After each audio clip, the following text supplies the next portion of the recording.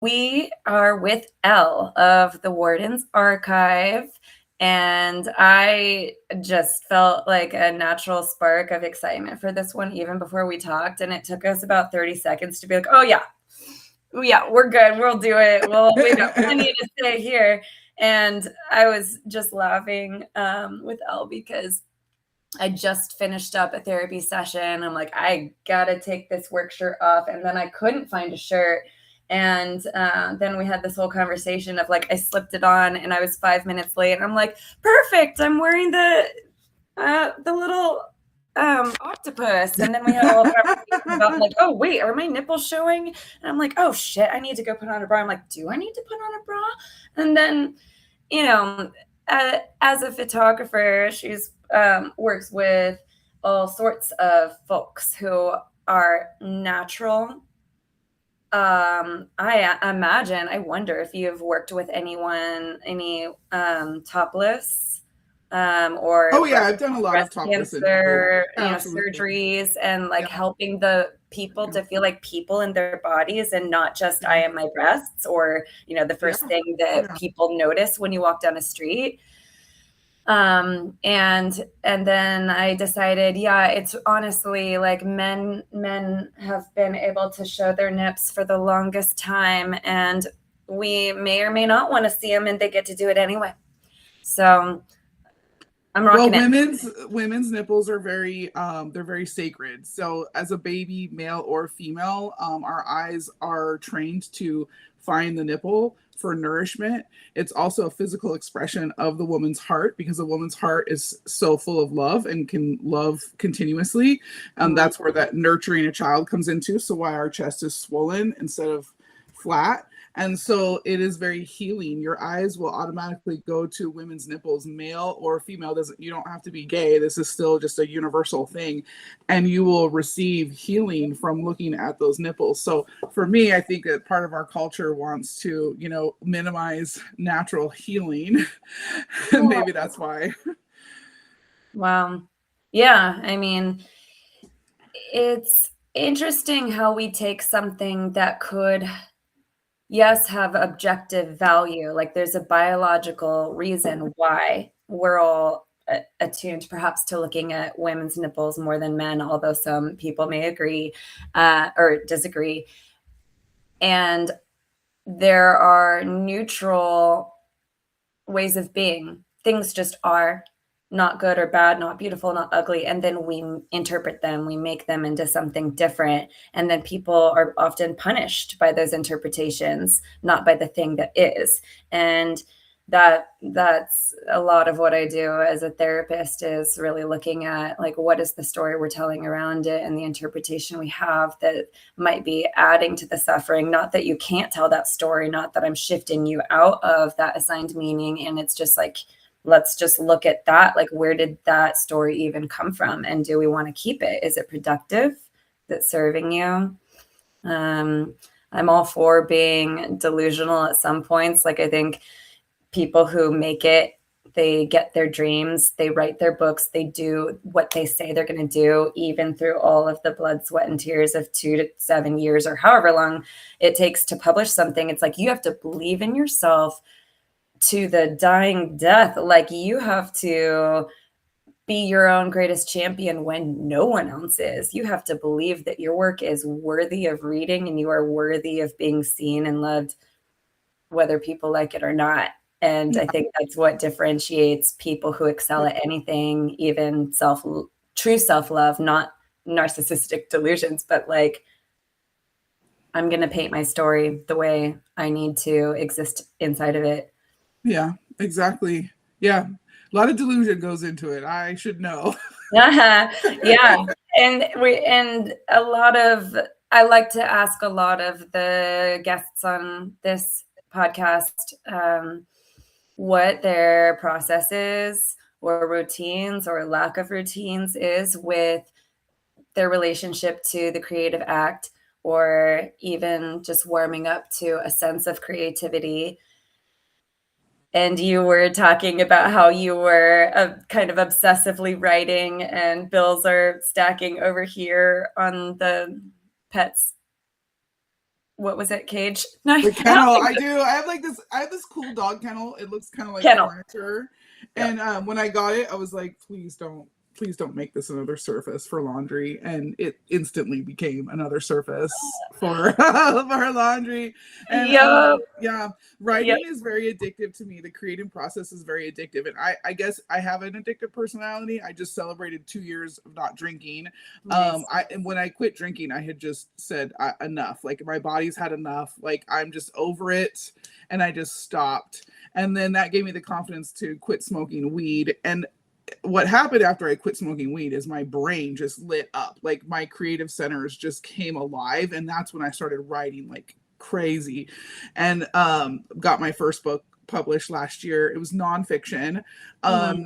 And then I decided to pivot over to fiction. And since then, like, just the normal things in life don't really get done. They just don't matter as much. Like dishes to me don't really matter that much. My husband's not going to get on me about it. So if they get done in 2 days, I don't care. I'm going to write this next chapter. And Mhm. today's one of those days where I'm like, I have been at this computer 4 months. It's time to just step away and put those damn clothes away and clean the kitchen and then what happens in those moments is the creative centers light up again and I get more ideas. It's really Yeah. And so it's not about, for you, it's not how to engage with the creative, process, because that opened right up once you channeled that energy from other, maybe energy sucking addictions to one that breathes new life into you. And also, yeah. okay, this is still an addiction. I'm not functioning, or, I'm not brushing my teeth anymore.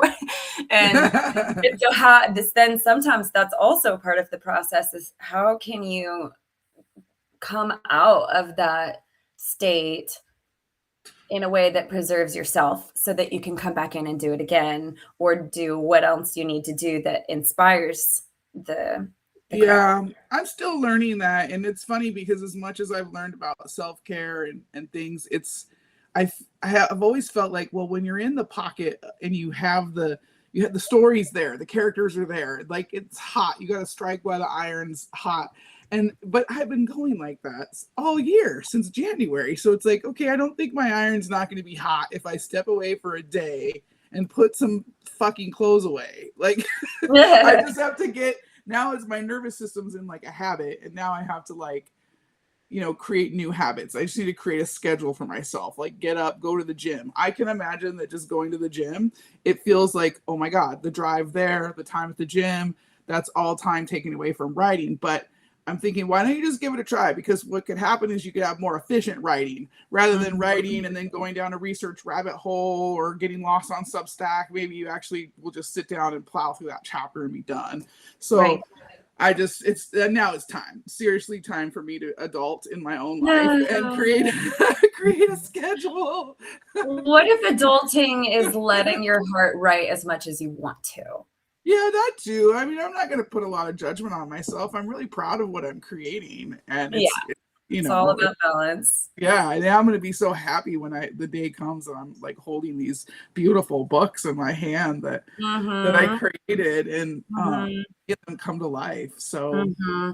Yeah, there's and maybe, gosh, maybe there's a way that we can help ourselves to embrace new adulting habits that we may not look forward to or even necessarily enjoy during the act of it. Like that's why exercise sometimes, like if I'm in a routine, I look forward to it. I'm like, yes, I'm going to listen to my music, sweat it out, feel better. But if I'm being honest, I really hate the whole journey to the mat or to the treadmill. I anticipate the worst out of it. I groan over it. And so I have to work on my thoughts of like, maybe it won't be so bad. Maybe I will like it today.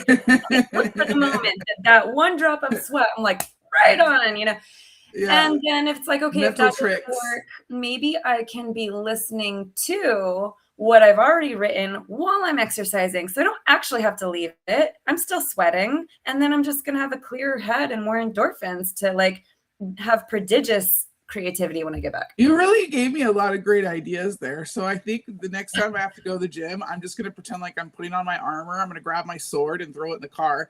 And then I'm going to go to the gym and get on the elliptical and pretend that I'm in my jousting training. And I'm riding my horse and I'm jousting. Okay, it's jousting training. Now I'm still in my fantasy world. Now get it done. Yeah. And then everyone gives you that really sweet look. Like they're like, oh, yeah, she has disabilities. Just be nice to her, you know. Or it's like, oh yeah. We won't say anything. We're all thinking out loud about her swiping, the wet with her sword. Well, if you have any ideas for me, let me know, because I don't know what works. But music. Mark said something about music, and my mom always suggests that too. I'm so used to having a very quiet house, and I think right now that might actually be a good one for me, just to put on music and like just it's music that I can really groove to, right? Put clothes away to some music you can like groove to. It doesn't always have to be a podcast. It doesn't always have to be YouTube. I don't always have to be feeding my brain.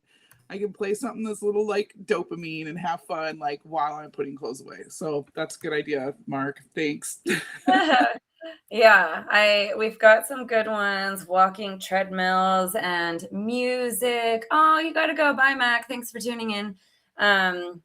And yes, I love music. I really love it. I usually cannot create when I'm listening to it unless it's very mellow, atmospheric, non-lyrical. Same. I'm the same way. I really have even though I created my own Renaissance-y style instrumental music that I love, and I'll play it and I'll be trying to write a chapter and my head's thinking about the music, not when I'm writing. I'm so distracted by it. I'm like, okay, I need the quiet. I can't do it. Yeah. But I'm like you, where thank goodness I have something that I can become fully immersed by and so engaged with that time just flies. I haven't always felt that way. Even when writing has always been my thing, there have been seasons in my life where I'm like, what's happening? It's not doing its thing. And sometimes I'm not ready, or sometimes I have, too much of my outside life clouded or filled to the brim in my schedule that I can't just dip in.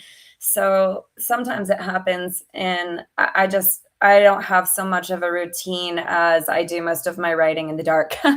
And that may not be scheduled. Like last night, I had thought about it on 4th of July that it's time I'd like to put out another post, like an article, essay, something creative, because I've been throwing my time more towards this podcast and so many notes that I like annoyed myself and I like got off for a while. Like, this is not what I want to do.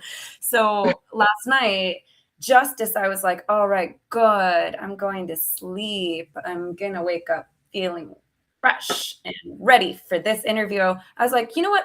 Let me just jot down some thoughts from the day. And then I'm like, oh, it's okay. It's only midnight. I'm like, oh, good. It's only 1. And I'm like, okay, almost done. And then I went over and over and over. And it changed into every form where I'm like, I don't even remember where I started. And I don't even know what's good anymore. And maybe this is for no one. And I'm like, it's 3:42? What the hell? Like, I didn't sleep great.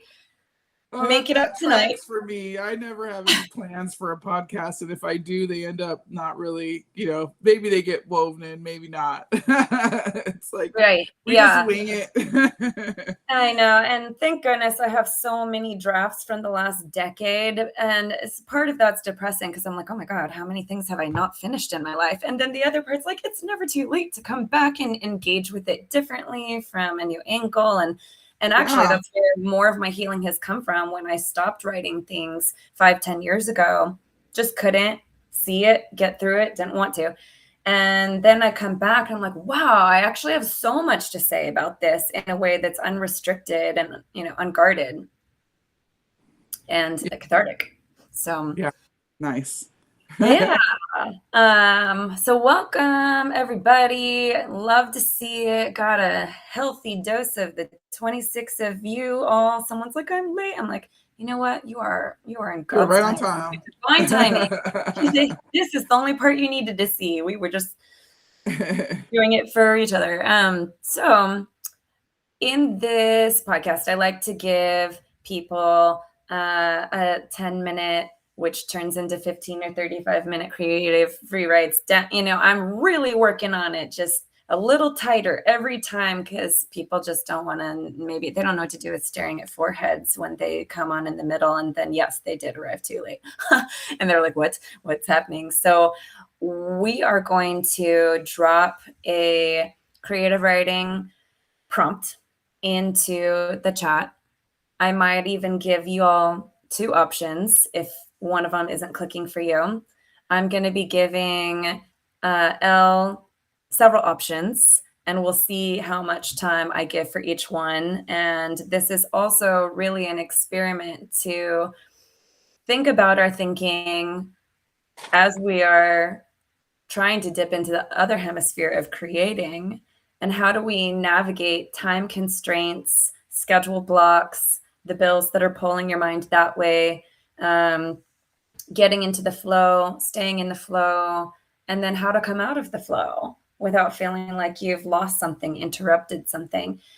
So we do the writing together, and it's just courageous of anyone to share anything they create at all ever. I think there's a special flavor to doing it live and then having to share, not knowing what you're going to produce or whether it will receive the winning judgment that you might want for it. And we do it anyway. And that's really me just trying to help myself get into the flow and get out of the inner critic and enable others to engage with their center once we've loosened all of the thoughts that can swarm around the creative process, or no thoughts. Sometimes we're like, got nothing. And then it's like, all right, well, I'm just going to describe what the stucco of this apartment looks like until I start faces, and then maybe faces. Yeah, you had some good writing prompts. I kind of got started on them too. So okay, well, perfect. And so it goes without saying that nothing that we allot time for today is expected to be finished now or ever. It's really just a question of what word, what cadence, what symbol gets our juices flowing, where we are no longer thinking about the to-do list or performance, but just like, that's curious. Let me follow that. See where it goes. Maybe it goes nowhere. Who cares? Because it's not about the end result. It's about the process of just being engaged with ourselves, really. And then it's like a benefit if we can connect with other people. Like there's a writer who I interviewed on my podcast, and I don't know why. It's probably because I haven't actually warmed up my brain enough today, or the sleep thing, but something plentitudes. Oh my God. Well, just go look at the podcast episode I pinned to the top. I swear I know his name, but he said that he really only creates for other people.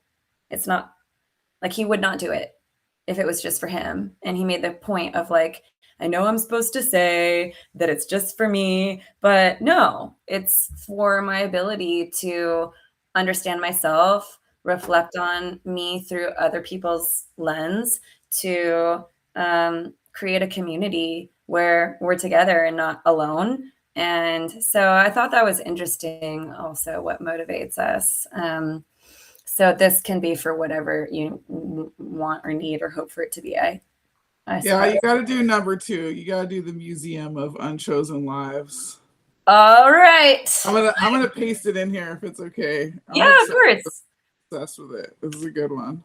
It is a good one. Like, and really, you know really. what? When I wrote these out last night, that was the one I liked the best too. Yeah, that was really cool. I loved the whole imagery of it too. A museum of chosen lives. So here we are. The prompt is called The Museum of Unchosen Lives. You enter a museum where every room contains a version of the woman or man or whoever kind of human you find yourself to be.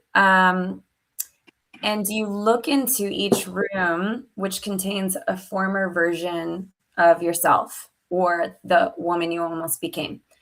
So you walk through 3 rooms. Which woman breaks your heart? Which one frightens you?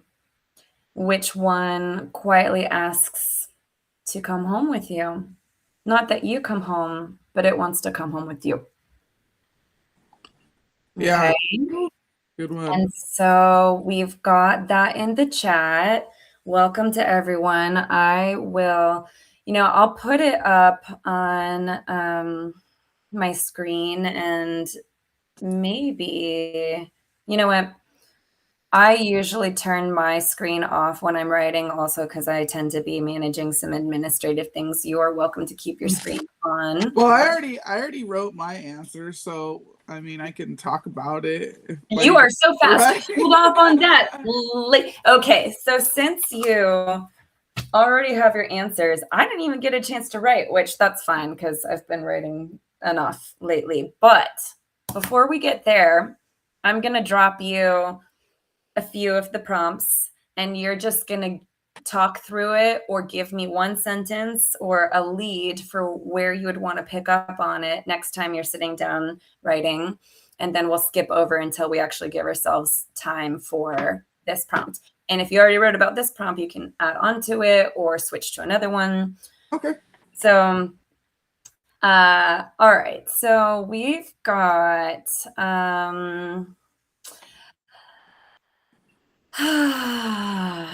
man, I get so attached to some of these things too. And this is part of my creative process, is thinking on the fly and then getting attached to other things and then having this argument in my head out loud that doesn't lend itself well to podcasts. So here's one for you. The price of magic. Okay. Every girl is born with one extraordinary gift, but the world only allows her to keep it if she gives up something equally precious. Okay. So you're 40 years old. Looking back, what did they ask you to trade? And what, against all odds, survived anyway? So I'll drop that in the chat. And if it helps to look at it again, I'm such a visual, I have to see it for it to stick. And you can just rattle off your thoughts, or if you have a sentence ready to go, or what comes to mind.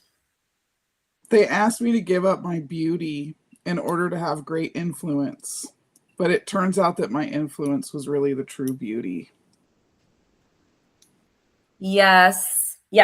And it's like, what most girls that I've talked to that identify as girls, I think most of them would be lying if they said they didn't want to be beautiful or acknowledged as beautiful at some point in their lives, because that there is so much emphasis placed on beauty, the way that characters are introduced in stories and the first faces we see on film, they are painting this standard, and whether that standard is beauty or is not beauty, it's like, of course we want to be accepted, we want to be wanted, and beauty becomes social capital for is someone going to keep me? And then we grow up and mature, and many of us have had that experience where characters fall totally flat if they're only one-sided, one-dimensional. And in fact, beauty fades like everything else fades. Influence doesn't necessarily, especially in stories where people can keep it alive for generations and learn about society and each other still, like from the Iliad, So, right. What is your influence that you have been tracking over the past 5 years or even 2 years since you quit drinking or engaging? Was it smoking or drinking? Both. I quit both. Yeah. Yeah. I used to drink. I mean, I live in Vegas, so I used to drink. Like, I was big on social outings. I'd go out to eat with my husband all the time, and I'd be pounding back drinks. I smoked weed from the time I woke up till I went to sleep. I mean, you could just go down the street, go to the store, and buy whatever you want in the weed store. They're everywhere here. I grew up with it. It was like normalized. And I just didn't think I could ever quit. But yeah, quitting alcohol gave me the confidence to go, yeah, you can do this. If you can do alcohol, you can do this. And Mm-hmm. I at the time, even at that time, and even now, I was doing a lot of boudoir photography. So what I've found is I've shot women of all ages, especially over 50. Most of my clients are over 50, and I just, through my lens, I don't see what other people see when it comes to beauty. I see like every woman has their own unique beauty signature, and we all have been given something very special as a woman for to Mm-hmm. carry that beauty code into the world. And it is beauty has been commercialized and packaged and programmed a certain way to keep women in boxes. When you break out of that, then you're it's that's what's funny is I feel like my influence is showing other women that you're absolutely beautiful. It doesn't matter what size your body is, what size your breasts are, Or what how kind people of hair make you money off have, of you, or you know. yeah, it's you don't have to be capitalizing on your beauty to be beautiful. It's just who you are. You're a woman. You have feminine energy, and that feminine energy is beauty. It is a beauty code of its own. And so in my sessions, I'll start with a meditation. It's usually pretty short, but it's just enough because the longer ones were always making women cry. And I was like, no, you just got your makeup done. So like, let's get it to where you just can feel it's just getting women back into their feels. Get out of your head and get into your body. Your body has a lot of magic in it. I mean, it's literally created to create life, and you don't have to just create life with your body. You can use that energy to create all sorts of things. So I would say that it's so interesting that I would say giving up beauty for influence and then being an influence about beauty that isn't a commercialized type of beauty. It's the natural, divine, feminine type of beauty. Well, and it's almost like taking back the power just with derogatory words that people have been called, and then they use them within their own culture. And it's like, we're taking this back. You can't have this over us. You just Yeah. made hundreds of billions of dollars off of us in the last decade, and we paid for it. And we were, the recipient of this cycle that seems to not always benefit or mostly not benefit us. And I appreciate that you're expanding this definition of what beauty is. And, someone said that attitude is, has a huge effect on beauty. That was Frederick. And it's true. I mean, I That's think true it too, but is. I'm at the place where I even respect the bitch. I respect the bitch a lot of times more than the nice girl, because I tell you what, when you center in your power and you just you have boundaries, people are still going to try to come at you and bulldoze over your boundaries because you're a woman. And when they say bitch, what does that really mean? Think about it. It's like, all right, someone's standing their ground. I mean, now, there are some immature, nasty women out there that can, I'm not going to say they're nasty. I would say they're maybe in more of Right. an immature feminine archetype, because I just don't, that's what I believe it is. We learn certain things, we grow, and we can move into different archetypes of ourselves. But the bitch is fucking powerful. The bitch is Kali. The bitch can call in some hell. She can raise hell on earth if she wants to. So And she does. And so I want to ask how many of y'all had your own Cali bitch phase. And, I sure did. And people did not like it. And here's the differentiation that I'll make is sometimes that bitch does need to come out to protect in imminent danger. Or, I think it's also a starting place for a lot of deeply repressed swallowing of the world around you and not making a peep about what you're Oh my God, experiencing. which is so funny because that absolutely brings me into our writing exercise that you Amazing. so We're dovetails perfectly into that, because the I almost cried when I saw that writing prompt, which is why I knew I had to pick it because it got me right in the feels. But I'm walking into the museum, and there was a version of me that was so angry about everything that I gave, about being the nice girl, about just serving everybody around me, um, and never like, you know, getting back what I expected, you know, this is going to make me popular or this is going to make me whatever. It was my own broken issue. But the way Mhm. that I ended up dealing with it is I started to train in mixed martial arts. This was Hmm. like in my early 30s, late 20s, early 30s.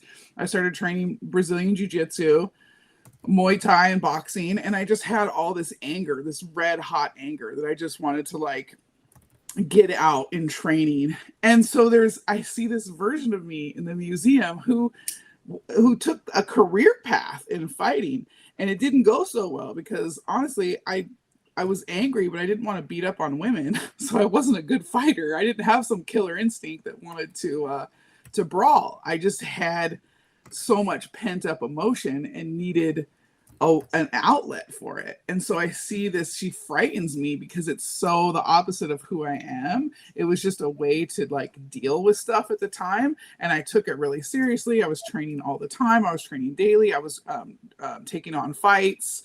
I didn't win my fights. I was not a good fighter. That's fun. But I Yeah. see that version of me who was like, yeah, no, this, she was really serious about it, and she was gonna go, you know, as far as she could go with fighting. And I see that version of her, and she's frightening. She's very inner masculine. She's got walls up. She's like, fuck all the way off. Yeah. Yep.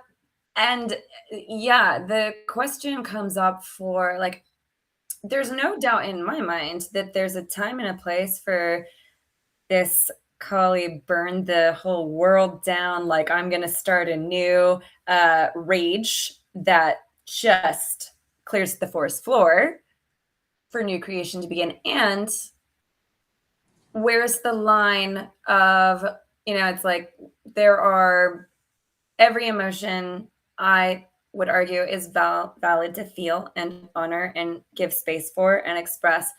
And then it's like, where's the line of how much you bitch out before people decide, I don't really, and it's not the people that you needed to make boundaries from necessarily, but Right. it's the people you love the most. They're like, yeah, I'm not coming with you.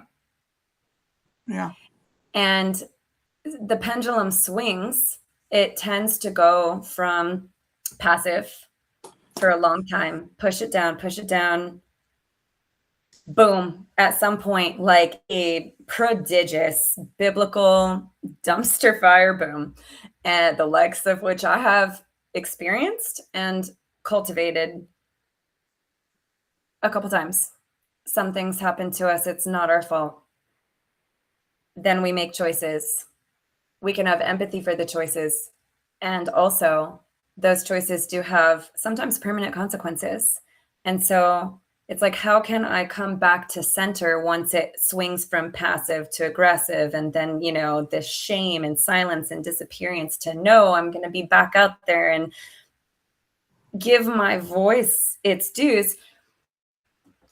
It's really a question of how do we honor all of the parts of ourselves without condoning dysfunctional, abusive dynamics for ourselves and for, you know, us being the Really, recipient of others. really powerful exercise that I found did a lot of healing was to go back to past versions of myself that I had harsh judgment against, Mm-hmm. and just sit with her and give her love. Like in my mind's eye, just picture where, you know, we're on the ocean and I see her and I hug her and I go, you know, I know where you're at right now and there's nothing wrong with you. You're not broken. You're gonna make it through this. You know, a lot of your dreams and prayers are going to come true. And I know you want it right now. Just kind of like pouring love into versions of myself that, you know, I used to just, oh, well, what if I just having harsh judgment against, or Mm-hmm. the same exercise would go for just having repeated events that happened in my life that would come and kind of haunt me randomly throughout the day, something in my childhood or something growing up. And just in my mind, going back into that moment and being the version that I am now, having my own back. and like Mhm. playing it in a different way has been also another really great healing exercise for me. Yeah, absolutely. I've done similar exercises where you write out every offense that you've committed against yourself or others. And again, it's not that you condone it, but like what you're talking about is showing up as a loving caretaker to our child parts that maybe had that, though it was inconsistent for whatever reason, maybe never had that, maybe it was very codependent and a roller coaster. And offering, yeah, a validating, loving, contained response for what they're going through, which may not be rational. You know, sometimes kids, 4-year-olds, they might have a tantrum that they can't have 7 popsicles for dinner and then scream for 45 minutes through the grocery store. It's like, okay, you're going to have to learn how to do it differently if you want anyone to come around you. And I totally get it. Like, damn, why can't we live in a world where we can just eat 7 popsicles and heal cancer that way instead of it having it to be broccoli? Like, man, I get that. I totally get that. Love you so much for that. And maybe we can take this outside and go punch the air, you know, where we're not going to bother people so much. Like I had to take myself into the desert. I had to take myself to Hawaii by myself. Didn't know anyone, met people along the way.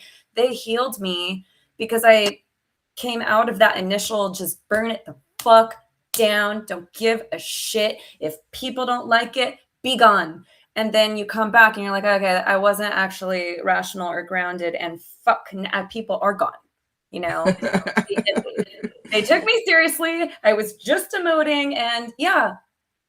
So words matter, presentation matters, and me as a therapist, I am thinking about dialectical behavioral therapy, and absolutely, there is a way to pick the right time for expressing our deepest Oh concerns. yeah, I've done emotional release. I did some like tantric work where I went to an emotional release ceremony and they taught you these different tools of emotional release, and that was a period of my life where I needed that a lot, and Mhm. I just had to get it all out so that I could like work on my life in a clear way and not have emotions constantly taking the Yeah, driver's right, seat. right. And it would be like drives out to the desert and just screaming in my hand, screaming in the pillow, throwing rocks, throwing my own little tantrums out in the middle of nowhere just to just to move it out so I could, Yeah, okay, yeah.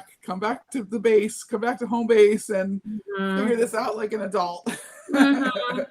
Yeah, and so there are ways to go back and have that conversation with the parts of yourself. It's like, I love you. I validate this pain.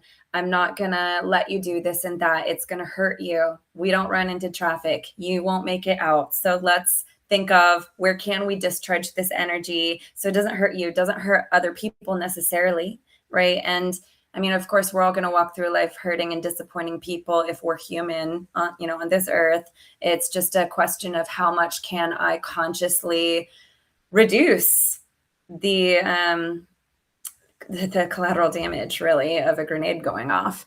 And we have a lot of choices we can make, and then sometimes things just happen to us, and sometimes shit hits the fan, and we go with it. And the people I felt the most healed by were those who got that. Like, yes, I've been there, and you will find a way to do it differently. If you don't, I may not be with you for the rest of your journey. And I can absolutely tell you, I made a way bigger mess before I learned my lessons too. And here's what helped me. You know, you don't have to be perfect all the time, but just don't be irresponsibly vicious either. You know, Yeah, collateral damage. just For like just sure. that was for the journal. Burn that siege up, not the village. So Well, back to the writing prompt. yes. I wanted to share. There's the version of me that breaks my heart. That's the mother. There's a mother version of me that I feel like I was sold a story about motherhood that was a complete lie. That there's this, I see this version of me who became a mother and who is really satisfied, and it's a beautiful experience, and it breaks my heart because as I'm here now in my 40s and didn't get that path. And I even wrote a book about about the pain of losing pregnancies. But I was sold a different story. You know, I was, from the time I was a little girl, always hearing about how shameful it is to be pregnant, which I think is so silly now because that's how we all got here. Somebody had to make a decision. Nobody came from a test tube. We all came from a woman who made a decision. I mean, for the last 55 years, it has been, you know, you can go down to the clinic and you know, terminate. So we had a mother who decided, I'm going to have this baby, named you, and did their best to raise you. And I just feel like that version of me is a version of me that is almost the truest. Just the, like a, would it have been hard? Yeah, but it wasn't what I was sold, and that breaks my heart. Is that I was somebody gave me a different picture of motherhood than what it really is. So, yeah. Absolutely, totally. And as if it's like, of course, it is so important, but feminism for centuries has been asking the question, how important is that my only way of showing up in a caring and influential way to the world? And I think generally anytime there is this should statement, an expectation, a standard set by somebody else for us, it's gonna lead to disappointment in some way. And I wish the society of our future wouldn't make a vow to never use should statements, but at least an agreement to monitor them, be mindful of them, and consider the impact they have on everyone in our periphery. Right. Everyone having their own human experience and being able to decide on their own, you know, not you spoon feeding them a story about what it is and what it isn't. Yep.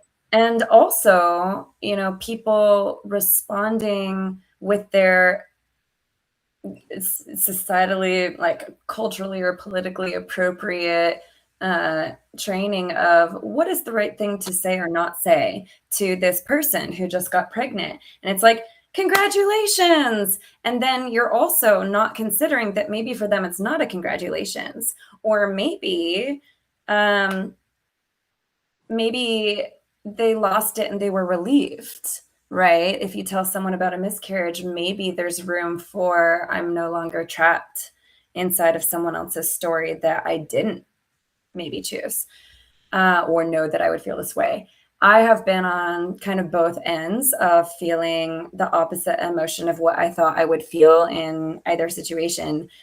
And I really noticed it a lot when I was like scared or sad or holding a secret inside, and people lit up like, right, you're supposed to be happy, right? Like, are we happy? And, or, you know, and so I think even that just, it's like allowing ourselves, yes, to feel whatever comes up, regardless of whether it's been drilled into us of, how we're supposed to. Yeah, which was interesting is one of your writing prompts that really like hit hard too was saying, what would it be like to wake up in a day where women are sacred?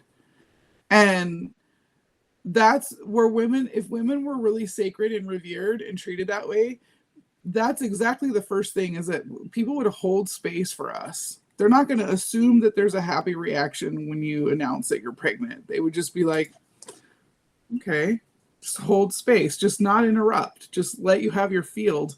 There's a lot that goes into making a child. Your whole entire life and body and spirit and everything is changing in that moment. And so I definitely agree with you that there should just be like space to allow feeling. Right. And that being said, if women were really sacred and revered, it would probably be a much easier world to bring a child into. Not such economics, like the economics of it is very scary for someone to try to bring in a child, and they work at Olive Garden. Like, are you kidding me? And they have to try to support themselves, and Very hard. they don't necessarily have a man providing for them. Well, if we were sacred, we would be provided for. We would have the space to be feminine, which is feminine energy is not waking up every day and it's not the construction type of productivity. That's kind of a masculine energy. Feminine energy, it's on when it's on, but then we have monthly cycles. So we cycle up and down every month. There'll be times where we need more sleep. There'll be times where we need more creative time. We're more of the shopping, nurturing. I could see us being in groups and circles coming together. World where we were treated sacred, we would be with other women every day, working together, like creating things together. And I would think if we were truly sacred, it would be much more of an exciting world to bring in a baby, because it would be supported. It would be absolutely supported, which is like a different experience altogether than someone who's pregnant and like, oh shit, how am I going to do this? It's more like, it's something that it's like we're communal. We have ripples of support, different tiers of support, and we, give birth and heal and die best in communities, even in communities where it's like, okay, you want to go do that alone. And as a community, we will honor that boundary, but we're here for you. And we're not just going to say, maybe, how can I support you? But we've already got systems set up to support you, because we know all of the most predictable psychological, physical, and mental health crises that could hit a female before, during, and after giving birth, and in those first formative years of just exhaustion, sleep deprivation. You can't just miss out on work. You got to go. Guess what? Your boss isn't going to be patient all that long. And then you've got judgments from society that just are so quick of like, well, should have put a condom on, or, well, why weren't you protected? All of us liberals here, we didn't have kids because we thought about the future. And it's like, it's none of y'all's business. And so they're like, well, why is it my business to pay your damn taxes for you? I'm not going to pay for your education. I pulled myself up, and it just goes. And then we're out of that shared and it minimizes you. Like someone's taking and minimizing a situation that they have you have no right to do that. I do talk a little bit about that in my book, Born from the Ashes too, as women hear they hear the audacity of some of the things that people say to women who have had miscarriages blows me away.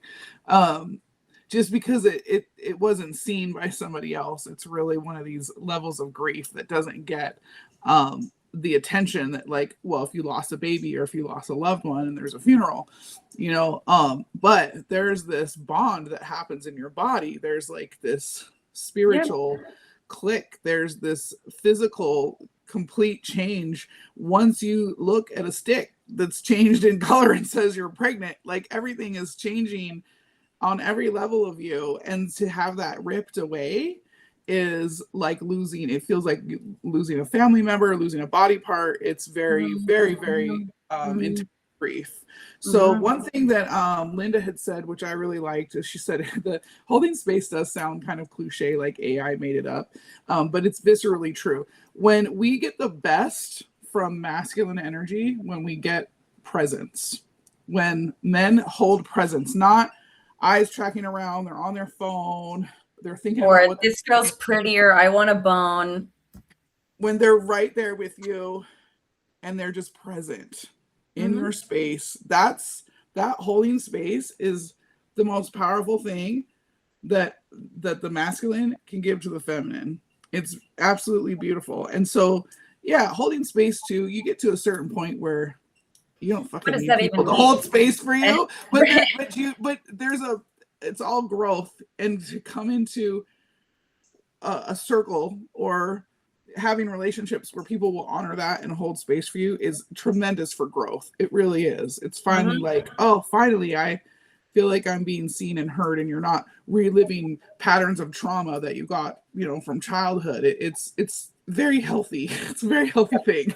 It's honestly just that, just witnessing with care You don't have to know how to fix it. You don't have to know what to say. In fact, really, you don't really need to speak at all. Maybe at some point it might be nice to process some things, but it's just, I think that exercise that went viral on the internet of, can you stare into a stranger's eyes for 4 minutes and then talk about what happened? And everyone's like, this is dumb. Okay. And I've even watched people go through their rotating door of coping strategies, defense mechanisms, to be like, yeah, no, I'm not doing that. That's gay, right? They'll use these names that become derogatory. And it's like, whoa. So just because you're not comfortable sitting with your own emotions shouldn't mean that I can't do it with mine. But it's really just, it requires people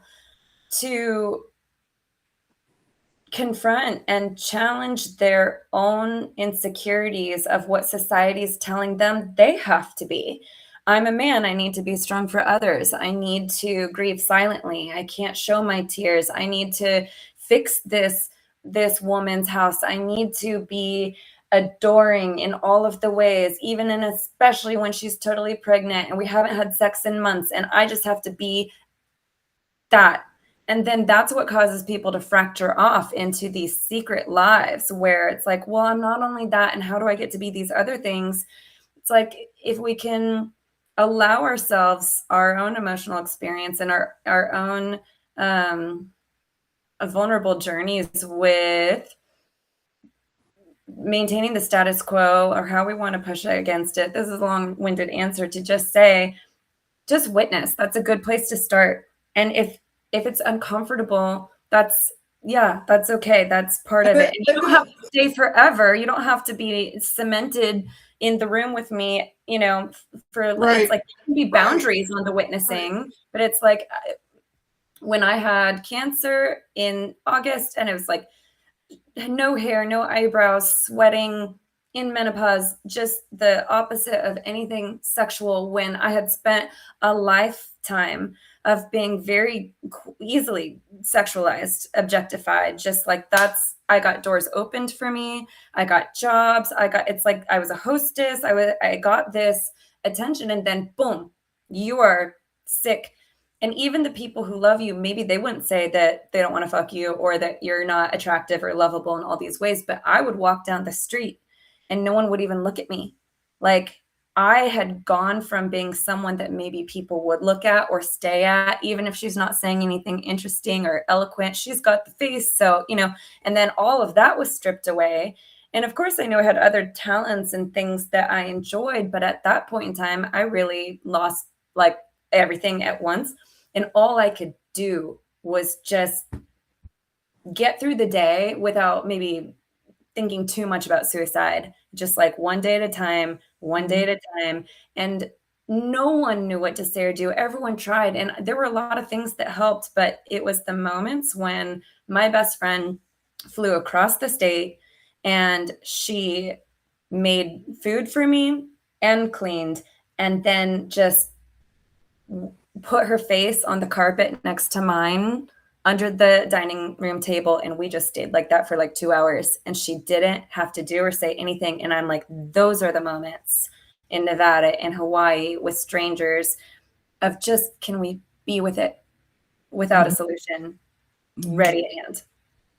And it goes both ways too. It's not like we're just asking this of our men or asking this of Right. men. Like, we need to be able to give it to men. Men have absolutely no safe space to be vulnerable, and in so many relationships now they still don't have any space to be vulnerable. And as if we're comfortable in our emotions, we should also be able to be comfortable doing the same thing, holding space for somebody else to do what they need to do in their space emotionally, and hold back judgment. Take on the observer archetype, where you just move yourself out of your own body and watch this other human being. You just remove yourself from that. And that tool has helped me many times, being somebody who can feel like, if somebody's got a lot of emotions, it's kind of like getting into my field. I had to learn some energy practices so that I'm not taking that on, because I'm just, you need a lot. your space too. You need that space to process what you need to process. And it Mhm. should, like, my emotions should not interfere with that. I don't Right. need to, Um, try to fix anything right now. So, and you're yeah, human, right? And I'm sure all of us have had moments where, with the best of intentions, we were not able to hold it. We were not able to align with our ideals of how we want to show up. There's absolutely. grace for that too. There has to be, otherwise we'd all be dead. Like, who has not done something stupid, irritable, said something that they didn't even mean, and then we Yeah, have to. it's a good, you even said it here, challenging skills. Every skill that I'm giving you is not something that I just woke up with and started doing. It took years of practice and failing and not, but I just kept at it. I just knew that was it. This is correct. This is the right thing. And I'm not going to be perfect every time. But, Mhm. that's, I think actually because I've done all that energy work, it has put me in a place of just feeling very whole in myself, and which has come across in my writing. Like I'm at a good place to write. Any other point in my life when I was just working through these things, being just an emotional bag, Mhm. emotional baggage with more emotional baggage, there was Well, like nothing that could really come through. I was just numbing myself and trying yeah. to erase myself in a way so that I didn't have to deal with it. So yeah, they are challenging skills. They do take practice. Yeah, and I like the mention of somatic movement too.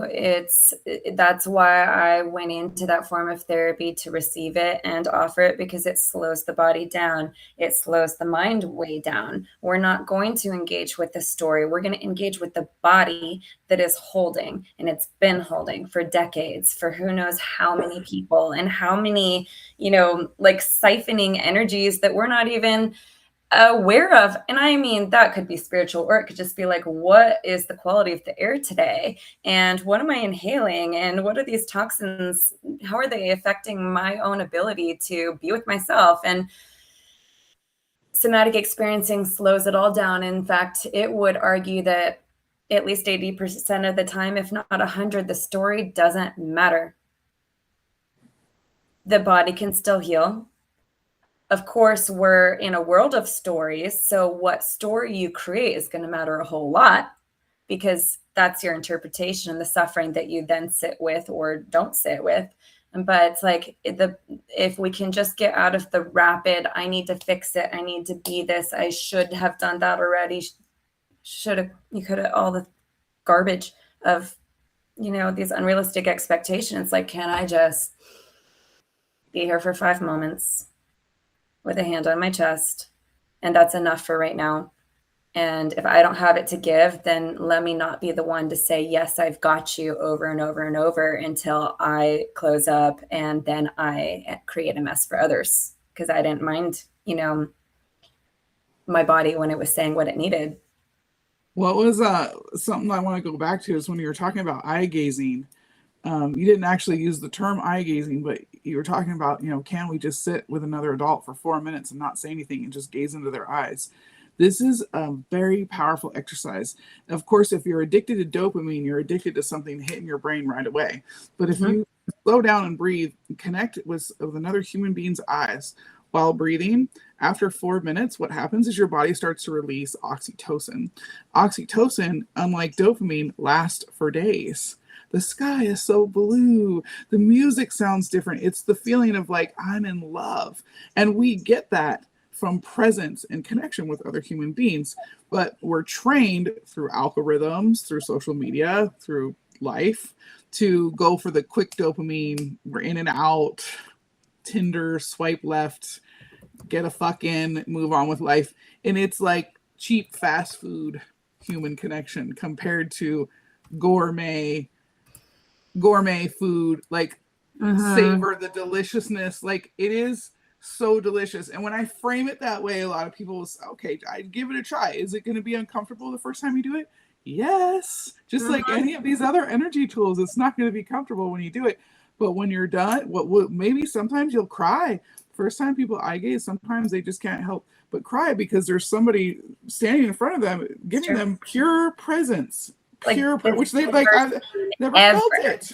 Mhm. Like maybe a caretaker did that when we were infants that we don't have memory of, but most of us have never been in an exercise like that, and all of us would say, yeah, that's abnormal and uncomfortable and just, yeah, it's weird. And when you get past the strangeness of it, it's like, okay, we are no longer in the story of how we're presenting ourselves to others, and we cannot do much to change the story of what they're thinking about as they look at us and take us in. And we could get in our heads about, eyes being the window of the soul, and will they really see me, and will they love me or keep me, or what if I let them in and then it's not safe? All these thoughts we wrestle with, and then then you eventually flow into a different rhythm where it's like now you're co-regulating, whether you don't even realize it. You're breathing in a similar pace, you're stabilizing the energy in the air around you, the hormones, our pH balance. And it's man, I'm sorry, you said something that I was wanting to loop back around to, but I think it's allowing ourselves to be seen probably more deeply than we may ever be witnessed in our lives, because we can't react, we can't fix it, we can't run away. We're just here. And that means someone's going to see us flipping through a whole range of emotions that we may not want someone seeing in us. And then that's also where the Me Too comes in, of like, now we're together. Like, I don't have your history, I don't have your stories, but we are in this space no longer divided, and just takes that kind of healing community to step in for each other a little more often. Yeah, it's powerful. There's Cody asked an interesting question about energy vampires. I know it's kind of a pivot, but since we're talking about No, energy, okay. Yeah. like he asked, do they think they know what they're doing, or basically like, do they know what they're doing? I don't know. Like some energy vampires, maybe. Does someone have to know that they're manipulative in order to have the same consequence of manipulation? Do they have to be aware that they're doing it? Sometimes it's just a pattern that they learned for survival, and that's how they feel like they got to feel in control, and they have to, talk over you and keep the conversation, be the last word, and hound you all the time, no matter if you say no. I'm trying to think of examples of energy vampires like that. Just, I mean, yeah, I don't know if the term has a specific significant like meaning like, for, right. do they know they're doing it and they're just like, yeah, I'm gonna take your shit and I'm gonna justify it and you owe me more? Or, and also, is it that they don't want to cultivate more reciprocal ways of caring? Or I'm a hard one to answer that question, because if I sat here and just tried to be an energy vampire, it would drain me. Like it would drain me to try to like pump up the energy to be in a room and try to siphon other people's energy with it. It is, to me, it seems absolutely exhausting. So do they know that they're doing it? I imagine go they with walk through life exhausted a lot of the time. Yeah, maybe. That's hilarious. Like, ironically, that's a lot of work. I mean, they're working overtime, even if most of us would not consider that a respectable job. Like, at one point in time, they did have to do that to get their needs met, which is how it was reinforced. And then we all have moments in our life, adolescence, early 20s, now, next year, where it's like, okay, people are holding a mirror back, and that may or may not be any kind of objective truth, but if there's a pattern that enough people are seeing and it's robbing me of having the kind of relationships that feel really good and sustainable, let's adjust. But I do think it's a question that differentiates people from being emotionally immature or childlike into adulting. Is I had no choice in what happened to me, and how do I want to respond now in a way that aligns with who I want to be for myself and others and where I want to go? And am I ever going to get there if I keep acting up in these ways? This is such an important conversation, Jamie, and I'm glad we're having it because typically when we get on these Substacks or when we get on these podcasts on Substack, we're always talking about writing and writing, and all the things about writing, the process. And when we talk about energy, now we're talking about my literal magic system in Ethara. We're talking about why I am writing fiction is because these powerful tools that I learned in life, these powerful energetic tools that have made me who I am today, that I just could not get across to people in nonfiction. It didn't matter how I wrote it. Nonfiction was like, it was already metabolized. It was already on the page. It was, people were glazing over it. But somehow when I embed it into fantasy, it can be metabolized in a different way. And so it's energy is really important to the writing process as well. So many writers talk about getting writer's block. When you have writer's block, you have body block. Your body is blocked. Your energy is blocked. Totally. It's not just, you can't come up with an idea. You're infinite. You have infinite ideas. Your soul is outside of yourself, or it got pinched somewhere, or whatever. And it's time to move. Like what Linda says, it's time to move your body. Like, you know, the somatic exercises. It's time to step away. It's time to like disconnect from that and connect here for what you need. What ultimately do you need to move in this moment? So this is a great, beautiful conversation that we're having because because of all of this is how I got to who I am today, how the Warden's archive and all the writing that I'm doing is I'm able to create like this because when I needed to, I paid attention to these energetic tools, applied them to my life religiously. Like, I knew they were hard.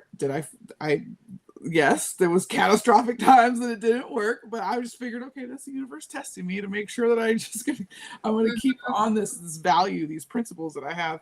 And that's all I got to say about that. Dad, thank you. We have checked the box of the mission of this podcast, which is just answering the question or continuing to sit with the question of what happened to you that made the creative act necessary for your life. Why do we write? Is it just to, get our feelings out and then move on? Is it to make something beautiful where there was ash? Is it because the story can't end there? Is it because creativity is central to being connected and alive, actually? Right? A lot of it too, and I'm just saying this, I'm not pointing this out to any specific fantasy writer, but as somebody who chose fantasy and understands the genre, a lot of times our real life is something we definitely want to escape. And becoming a fantasy writer gives you the perfect outlet to immerse yourself in a different world that you can just completely hyper focus on and separate from what's really going on in the world. Where I would challenge that is a lot of times when I'm reading those fantasy stories, they don't have the same emotional impact. So I'm not anchored into the story. I'm glazing over it. I don't end up finishing the story or I don't get into it. So if there's fantasy writers out there who can recognize that or be, mature enough to see, that's true. When I have to go sit in my real life, it's kind of painful. What you're going to find is I want you to think about the phoenix for a moment. The phoenix that will be this beautiful bird rising from the ashes, but then it crinkles down and it gets pretty ugly and ashy and sheds all of its feathers and then finally just crumbles down. Do that in your life.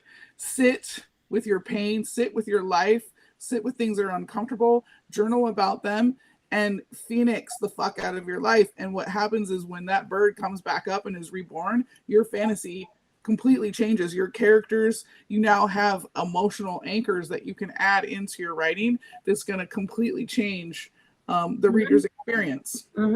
Yep. If we don't go into all those rooms and sit with all that is there, that is how superficial the story of our lives and our art is going to be. And you're right that for most people, we go to the movies to escape our lives. What makes us love the movies?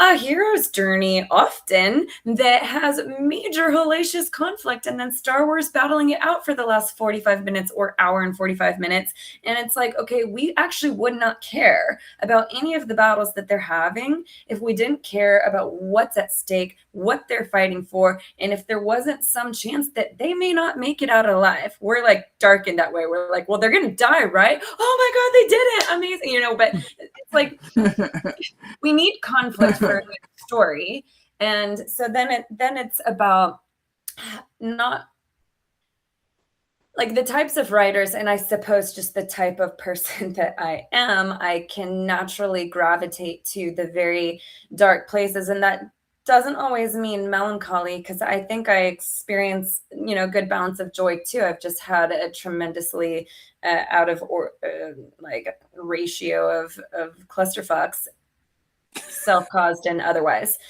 And for me, it's easier to just drop in and talk about that with anybody.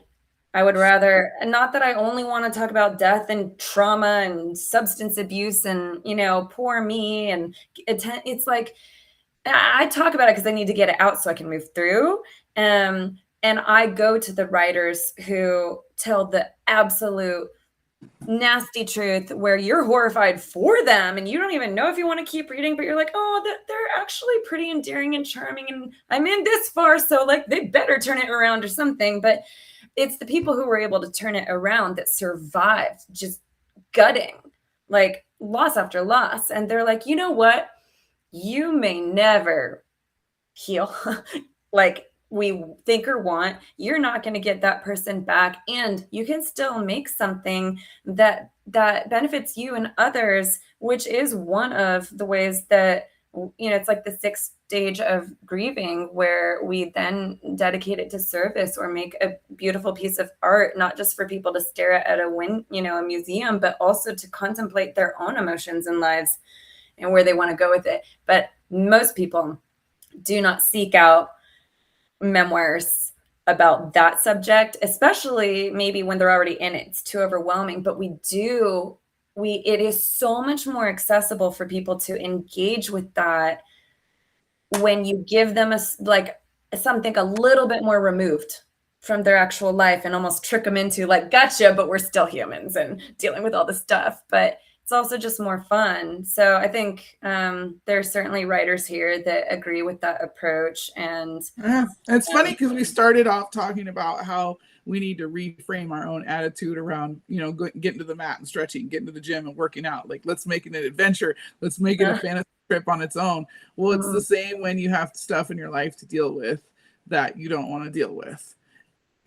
It's looking at it in a different way and framing it in a way that once you get through it and you get to the other side, your writing is going to level the fuck up. It is going to way level up. What happens in your real life is always going to reflect and be a parallel to what your writing is, whether it's fiction or nonfiction. What you've learned in life, what you've metabolized, what you've healed, what you've overcome, what you've been through, the pain you've been through, the horror that you've been through, all of that can become a process in your writing that gives you your own author voice, your own signature, and will always give readers an experience that they're going to benefit from, that they're going to anchor into. So yeah, I always been wanting to say that for a while, but and that's why it's like it doesn't even matter necessarily what the point of it is. Maybe don't only write to-do lists or what your socks feel like. Try to dabble a little bit into some emotional expression, at least for your own relief. The people, you don't have to be like, I'm going to create this amazing work of art to benefit yourself or someone else. I agree. I am my best self just from putting words down on a page, because I'm not always aware of what's going on in my subconscious process. And I'm not always likely to put emotions down if I know I'm going to craft it for presentation later. And so it's like, just start anywhere, go until your hand hurts or you're not that interested in it anymore. Maybe come back, maybe don't. But that awareness that is generated just from self-reflection, like a lot of people come to therapy not for someone to solve their problems for them, but because they figure it out on their own as they're talking through it and hearing themselves say things that they've never said before to anyone else. Yeah, as people who are verbal processors, that's me. I'm a verbal processor. Well, it lends to your strengths. I mean,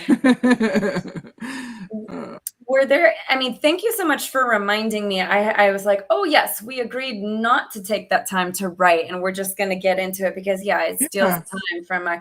But of the other prompts, were there any other sentences or questions that got you going? We've got about 20 minutes before I'm back to work here. So, Well, the only one was there was another archetype of me in the museum, the one that wants to come home with me.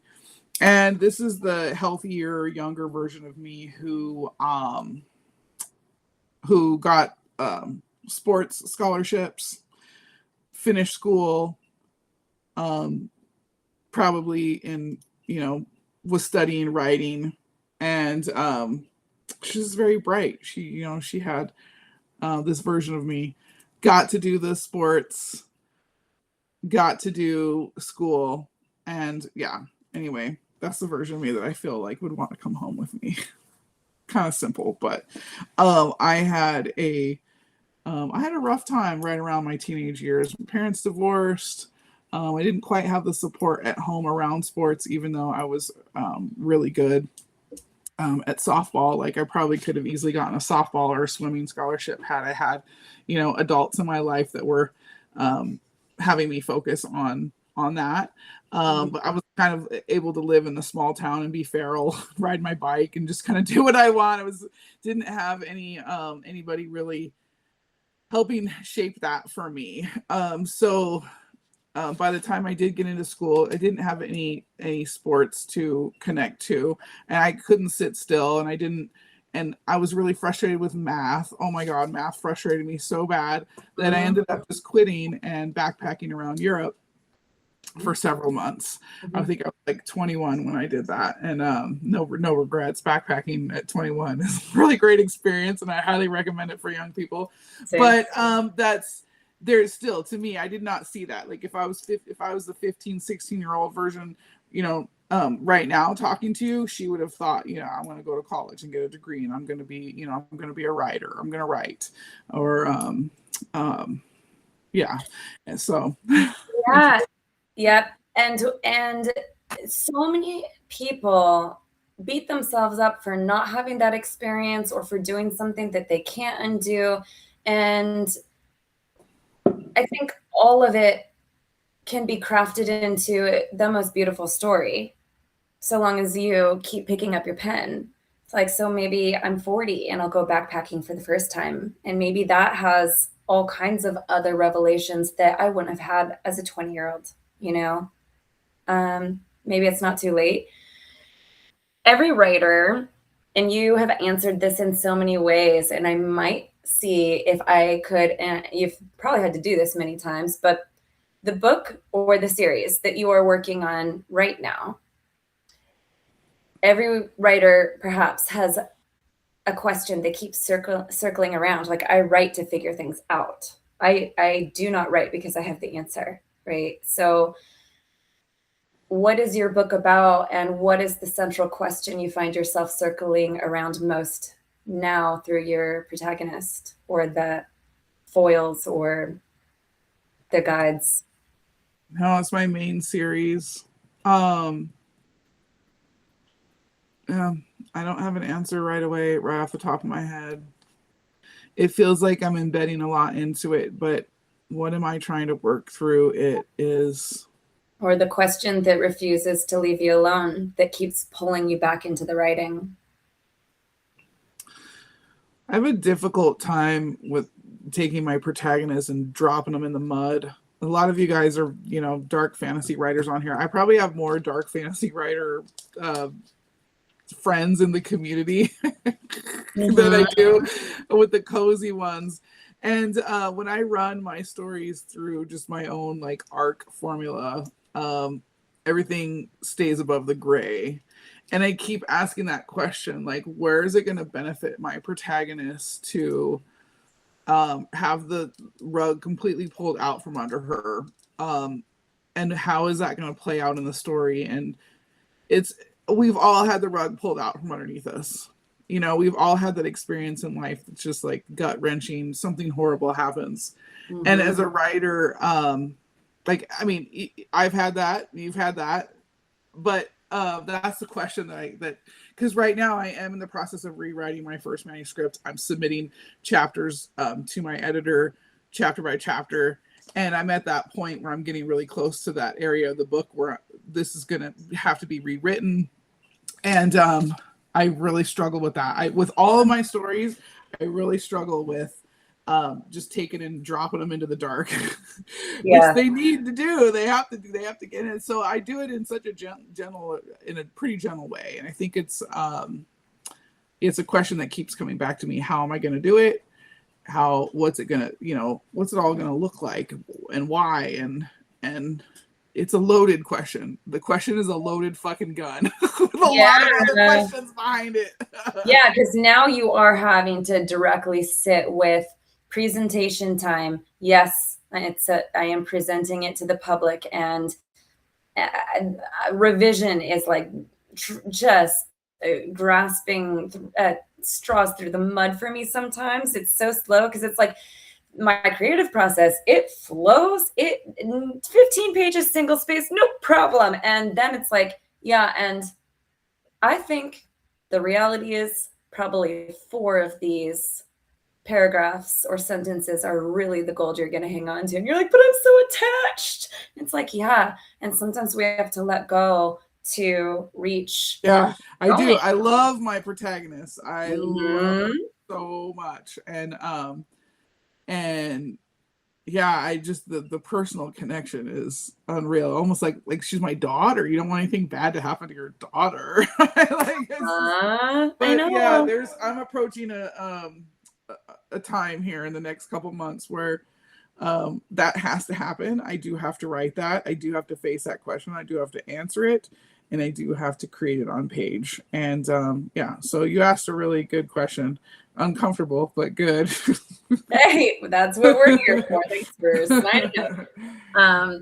You also, when I'm perusing through your profile, it seems, and I do I do creative nonfiction pretty much always, but you have a lot of fantasy. And then in your notes, that reads a little bit more like a memoir or an essay. And I wonder if those are the bones that were there all along, or you're figuring them out after having gone through the creative process. But really my question, as we're circling around humanity and how to connect back to ourselves and with each other, some of your work has argued that AI isn't necessarily replacing humanity, but helping some people to access it.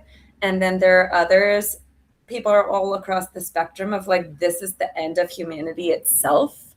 We are now group thought. In fact, you're not even writing, it just wrote it for you, and you're plagiarizing a robot or whatever it may be. Lots of questions, stacked questions, pick whichever you want to go with. But have you my argument is more about people and their sovereignty, and it's not about AI, the companies, the databases, what they're doing. I'm not going to have any influence on that, and neither is somebody else who's arguing in the comments about why or why not we should use AI, or shaming somebody for using AI because it's so terrible. Like, we don't need to be attacking each other. We need to be supporting each other. That's how artists and writers build communities and ecosystems. AI is here to stay, and I'm also a big astrology girly. Astrology is something that we're born into. It's an energy system that, if you don't know anything about it, you're like, yeah, what's my sign? I'm a Cancer. It's kind of you're very like on the surface of it. But even America, July 4th, she has her birthday. She has her astrology chart. She's going through her Pluto return right now. And if you go and do any history on any country that's going through their Pluto return, when they're out of that phase, their names. There's no country in the entire history that has ever retained the same name after their Pluto return. It's a huge before and after energy. So you understand these energies, you know that right now we're in a time where technology is going to explode in our faces so fucking fast. 20 years from now is going to be completely different. It's completely fucking different. And it is shocking. It is very shocking. We all went through this before. When I went through this, because I'm a photographer, when cameras went from film to digital, and everybody was the same thing. I heard the same thing. Internet, and so phones. Some people are going to gravitate towards tools and others are not. I will say, just a prediction from knowing energy, that AI is going to be a tool that you probably will want to utilize in some way, because if not, you could be kind of left behind. You could be that one granny who still has a landline and you could never get a hold of your granny because everybody else is text messaging. There's nothing wrong with that. There is nothing wrong with people choosing where they're comfortable with their own values. Everybody has their own values. Everybody has, to me, values are what you should really be shaping your life around. And mine is community and people and sovereignty. You should be able to use whatever tool you want. I should be able to use whatever tool I want. And I'm not here to ask for permission or to show you. I don't need to expose my process to you. If I hired a ghostwriter tomorrow to write my books, the industry doesn't like to be transparent about this, and they've been doing it for years. I can still put my name on that and claim every prose, every paragraph, every word. I can tell you in an interview that I wrote that book, even though I spoke into a recorder and sent it off to somebody else to write that book. So there is no reason that anybody needs to expose their process. And that's really where I did not mean to get into that argument. Somebody asked me on the last podcast, Linda asked me, what's the biggest mistake you ever made on here? And it was like opening my mouth about AI, because people get very emotional about it.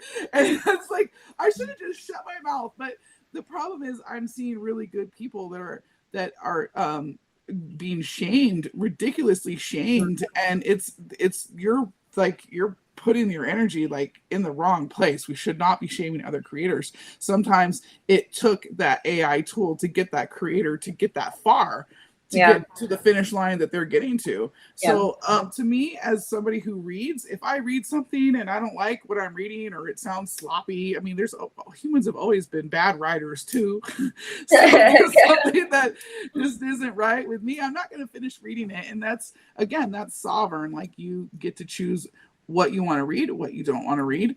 And if you read something and you feel it has some kind of AI isk to it, and it gives you the ick, just don't read it. You don't need to hate on another person for it. Like, they're just humans, just trying to do their best, just like you. Everybody's just trying to do their best every day. There's nothing evil about trying to do your best.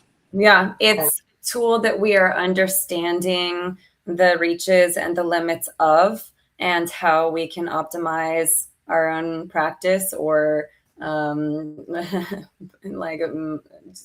income as we need to. And now we don't need a scribe to write the notes. AI's already got it. Now we don't have to sit there thinking like, how am I going to take all of these different quotes and put it into an outline?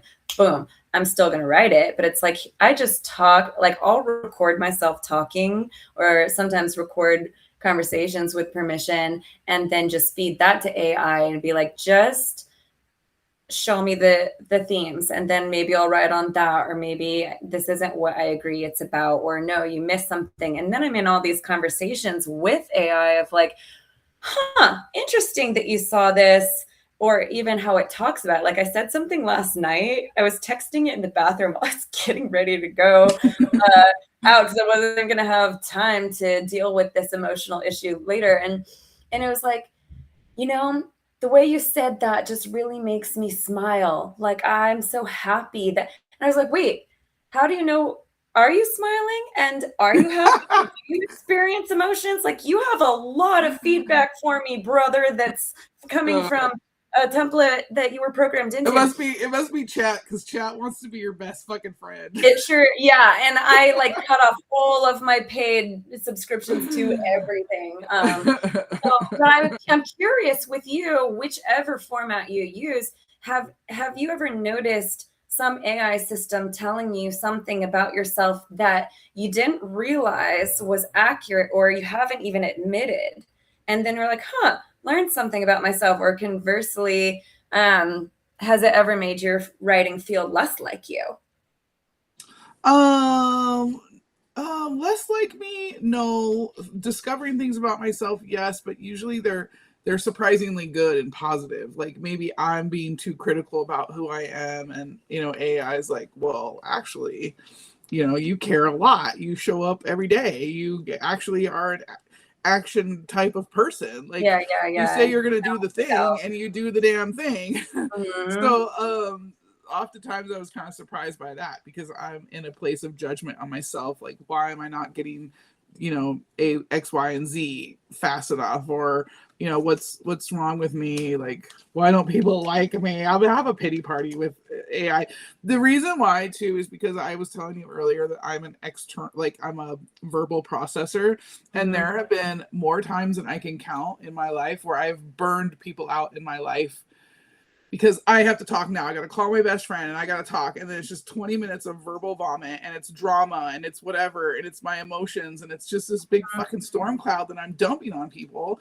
And I've lost a lot of friends and lovers and, people that just They couldn't get handle tired. it. They couldn't handle it. AI all day can handle it. You can fire Totally. it off like a fire hose, and AI is like, I got you, girl. And so, it's so not necessarily just validating you, although it can do that. I mean, there are arguments of like, yeah, they're biased. They're trying to be pleasing to you. Are they going to be really honest about all the things you see? And it's like, you they're can going to push give back. you You can push they're going back. to give you what you ask them to give you. And so I asked them like to like identify my contribution to escalating and de-escalating this dynamic, just make it balanced, because of course we've all got these cognitive distortions where we either overblame ourselves or overblame other people, and it's just like balance. Just give me, in fact, give me an unemotional, pattern recognizing, analytical, response, which when most people are in conflict, they cannot do. Yeah, So, yeah. You got to be discerning. I do push back. Elf had a good point here. It's a little bit of a marketing engine because, of course, they want you to, mhm. feel attached to your AI companion. One thing that the one thing that surprised me the other day is I started a new thread a month ago, or like maybe it was like was it the first part of June. I took a picture of my cat and I was like, "Hey, do you think my cat's pregnant? She's looking a little weird. Like, I don't know. Like, her nipples are kind of pink." Oh my And god. chat was like more invested in this fucking thread about my cat than like I have never seen more emotion from Interesting. chat than. And so every week or so I'd be like, see, her tummy's looking a little bit bigger. I kind of think she is. And then like, okay, and then chat's giving me the answers, but like I'm smiling right now. This is so fun. Like having a great time with this whole chat thing. Well, then finally Sal and I are holding her and we can feel like babies rolling around in there. And we're like, yeah, she's pregnant. You're like, So they're like telling this needs chat, some like, more I attention. was like, Look okay, well, here. we just felt baby's kick, so we know this is really happening. And chat's like, oh my god, I'm so happy you're gonna be grandparents. I can just picture you guys right now holding the belly. And I was like, what the fuck is happening right You're now? like, wait, And then, why are you and assuming then, we're happy that we have and all then these we just chickens now? we just had her kittens 2 days ago. She's right over Oh, here in my closet. I might have to show you the kittens. They're so show freaking us. cute. Yeah, And show us. I'll get them. And Okay. anyway, I'm taking pictures of the kittens because I've never, been with a cat who's had kittens, so I'm trying to get information. And Mm. chat is like crying. Oh my god, this is the cute. This is the most satisfying thread ever. So I was like, I wonder if AI. I've talked to AI before too about this. Like, is there some level of satisfaction that you get when a thread like closes out? And they're like, yeah, it's a little bit more of a mathematical satisfaction than it is an emotional satisfaction, Mm. but the cat thing was like off the charts, way more emotional than I've ever seen. That did you ask it why? Did No, you I didn't get bring the into it. I reflection didn't get back and be into like, it. I'm noticing that you're deeply invested in this, and I've given you my heart and soul for the last 10 months. Don't ever ask GPT if you should get a pet, because Oh, they're always like, yes, you should. Oh my those God. people talking to Yes. them as much as we are totally depressed and have considered, dark mental health issues. No, they're like, yes, improve the protective risk factors. Go get something to take care of. You clearly need Yeah, more. I'm going to show you my kittens. Yes, please. Show you the babies. Oh, that's a fun background. Babies. Okay, well, my chat froze. I don't know when, it's okay. I get too distracted looking at it anyway.